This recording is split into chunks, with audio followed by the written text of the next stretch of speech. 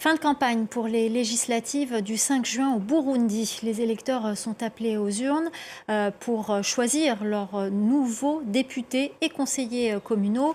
La campagne est marquée par l'exclusion d'une figure importante de l'opposition, Agathon Rwasa.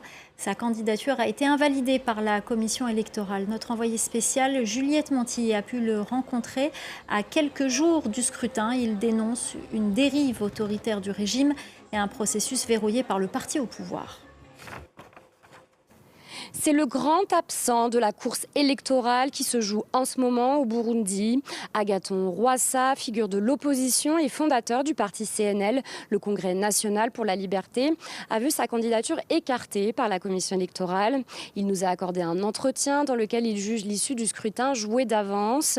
Il dénonce un pluralisme d'apparence et la mainmise du parti au pouvoir, le CNDD-FDD du président Evariste Ndayishimiye, sur fond de corruption. Le pouvoir a tout fait pour scinder le parti CNL.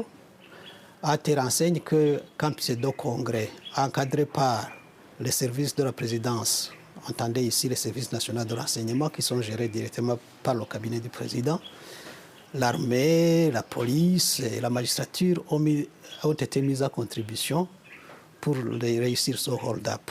L'ancien chef rebelle, reconverti en homme politique, déplore aussi le bilan du CNDD-FDD et redoute que la situation ne devienne invivable dans le pays. Si on devrait aller adresser un bilan, c'est vraiment catastrophique. L'économie est totalement délabrée. La crise de gouvernance, c'est une évidence. Le bilan au niveau des droits des citoyens, c'est toujours alarmant. Des kidnappings, des disparitions forcées et l'inertie de la justice. C'est ça qui écœure davantage les citoyens. Contactée par France 24, la présidence n'a pas souhaité réagir aux propos de M. Rwasa. Ce dernier était arrivé deuxième lors de l'élection présidentielle de 2020, derrière le président Evariste Ndayishimiye. Un scrutin qui avait été contesté pour ses nombreuses irrégularités.